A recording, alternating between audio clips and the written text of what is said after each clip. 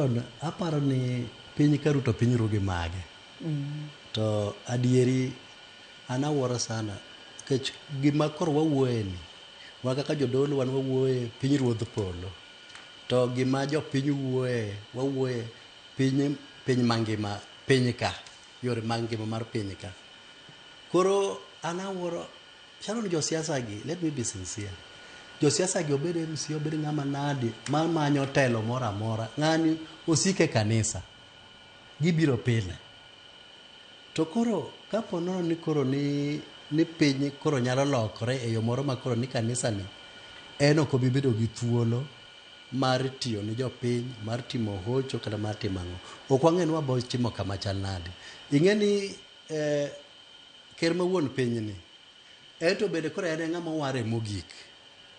Mani momiyo Sharon nanyisi ni kata obed ong'eyo, kata gima wacho ni ong'eyo. Kama ji chike yo moro mok donji, obendo ong'eyo ang'eya. Koro an gima dang' awach kanyo malich onge, nikech kata ka nitajo na wach Shakahola ni. Sharon bing'e ni kanya ka wan gi CIDs to wan gi jogwenge, joma tiyo ni sirkal nyaka e gweng'.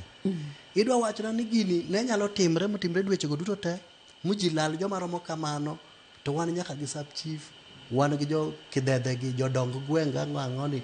Ing'e ni gini wan ok onego bed ni jogi laumowa. Kech tim mamono mane ng'acha nene go ka gigi timre, en laxity mar security. Ma koro ok onego bed kaka jodolo wetewa osewacho, ok onego bed makosa mar ng'ato achiel kata kudni moro marach cha. Ni koro miyo koro dang' wach ni chike moko nyaka bede madwa tayo gine kanisni mag Nyasaye. Koro an akawo gino ni en laxity mar arita piny. Inte beni nene kaka laxity Jemima, nikech iwacho ni kinde mosekalo dhano tandawuok. Noneno kata mana mag Shakahola ka nyaka sani nitiere kata mana anyuola mamoko ma bende pod rito iko mago jogegi. Noneno kata mana kaka DNA na itimo e kin mamoko. Sani bende moro bende nochako siko kanyo ni kwa Binzaro. To mathoth nitiere kata mana kanise manyiso kata mana wacho ni nyirombe mar mondo mi kik dhi kata mana e ute thieth mar mondo yud thieth e kin mamoko. Ineno ni en laxity samuoyo mano mar piny owacho koso dibed nanang'? Ne laxity mar piny owacho nikech onge kamoro amora minyalo wuok midhi tim gimoro